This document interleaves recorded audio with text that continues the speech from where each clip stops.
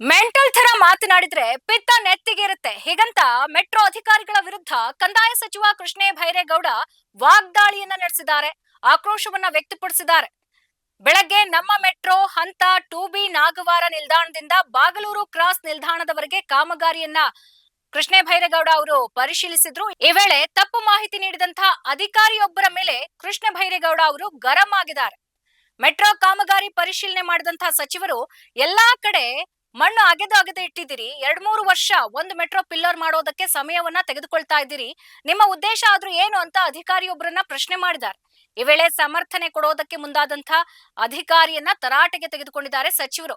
Mental ತರ ಮಾತನಾಡಿದ್ರೆ ನನ್ನ ಪಿತ್ತ ನೆತ್ತಿಗೇರುತ್ತೆ, ಎಲ್ಲಿಂದ ಬಂದಿದೀಯಾ ನೀನು, ಎಷ್ಟು ವರ್ಷದಿಂದ ಕೆಲಸ ಮಾಡ್ತಿದೀಯಾ, ನಾವು ಇಲ್ಲೇ ಇದ್ದೇವೆ, ನೆನ್ನೆ ಮೊನ್ನೆ ಬಂದು ಬಾಯಿಗೆ ಬಂದ ಹಾಗೆ ಮಾತನಾಡ್ತಿದ್ರೆ ಹೇಗೆ ಅಂತ ಅಸಮಾಧಾನವನ್ನ ವ್ಯಕ್ತಪಡಿಸಿದ್ದಾರೆ ಕೃಷ್ಣ ಭೈರೇಗೌಡ ಅವರು.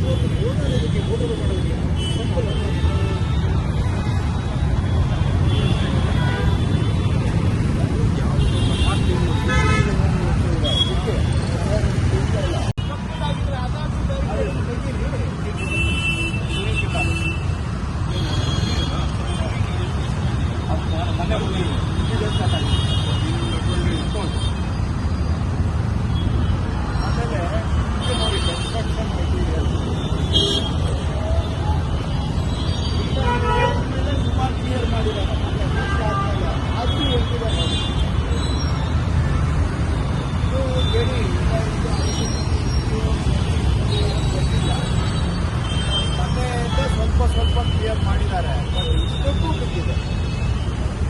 ನಿಮ್ಮ ಕೆಲಸ ನಡೀತಾ ಇದೆ ಅಂದಾಗ ನಿಮಗೆ ಅಷ್ಟಿಂದ ಬ್ಯಾರಿಕೇಡ್ ಇದೆಯಲ್ಲ, ಐಸೋ ಅವಶ್ಯಕತೆ ಇದ್ರೆ ಇಲ್ಲ ತಿಳಿಸಿ.